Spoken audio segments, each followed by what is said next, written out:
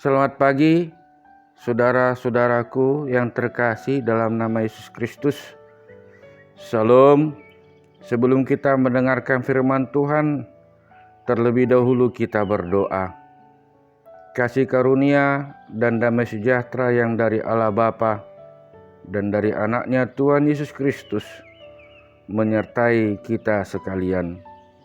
Amin.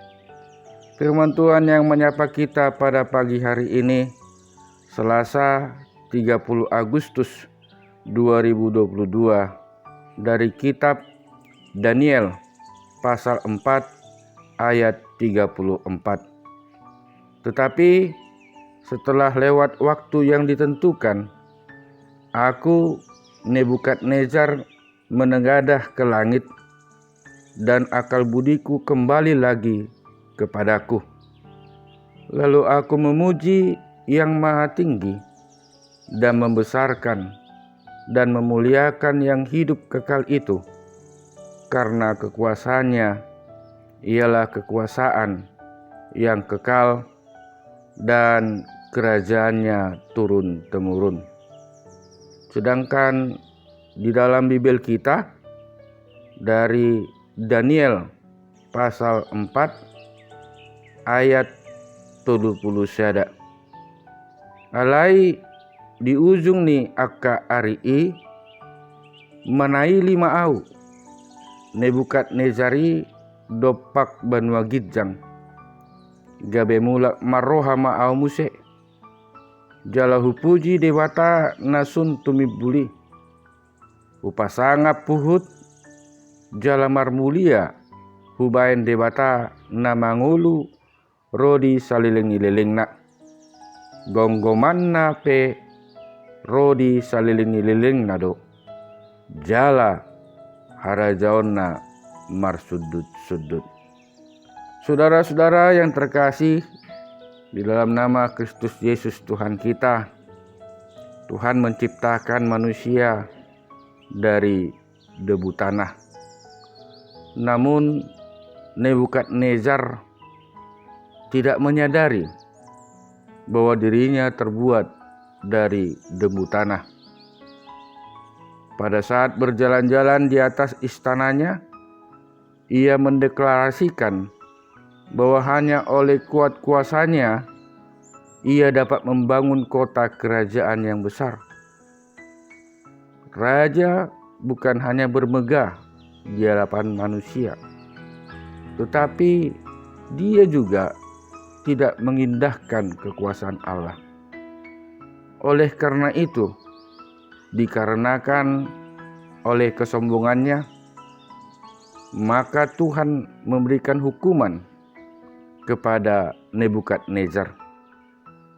Raja menerima hukuman, yakni dihalau dari manusia dan tempat tinggalnya ada di antara binatang-binatang di padang, sampai ia mengakui bahwa kekuasaan ada di tangan Tuhan. Kita baca dalam Daniel 4 ayat 31 sampai dengan 33. Saudaraku yang terkasih dalam Yesus Kristus, seseorang yang bernama Santo Thomas Aquinas berpendapat bahwa kesombongan adalah suatu perasaan di mana manusia menilai dirinya lebih dari kenyataan yang ada. Bahkan bisa jadi kehendaknya juga sudah berlawanan dengan nalar, dengan mengharapkan sesuatu yang tidak wajar. Itulah sebabnya dapat dikatakan bahwa kesombongan adalah merupakan dosa. Saudaraku yang terkasih, Tuhan tahu bahwa manusia mudah menjadi sombong ketika kehidupannya dikelilingi berkat dan keberhasilan. Itulah sebabnya waktu bangsa Israel akan masuk ke tanah perjanjian, Tuhan mengingatkan agar mereka tidak menyombongkan diri dan melupakan pemeliharaan Tuhan. Kita bisa baca di dalam kitab Ulangan pasal 9 ayat 1 sampai dengan 6. Oleh sebab itu, ketika kita mengesampingkan Tuhan dalam kesuksesan kita, saudaraku, maka segala dosa kesombongan akan meruntuhkan semua keberhasilan yang telah kita gapai. Sebab itu, kesuksesan semestinya harus menjadikan kita untuk semakin merendahkan diri kita, merendahkan hati kita di hadapan Tuhan. Karena firman Tuhan berkata bahwa Allah membenci kesombongan, dan orang sombong akan Ia rendahkan, dan orang yang rendah hati akan Ia tinggikan. Maka melalui nats kita ini pada pagi hari ini, saudaraku yang terkasih dalam Tuhan kita Yesus Kristus, berhati-hatilah dalam sikap hati kita. Kita jaga sikap kita itu dalam situasi kejayaan ataupun dalam kemakmuran maupun dalam kesuksesan. Jangan sampai diri kita merasa bahwa pencapaian kesuksesan itu terjadi karena kekuatan atau kepandaian atau kemampuan dari diri kita. Karena apa yang kita capai, semuanya itu adalah pemberian Tuhan.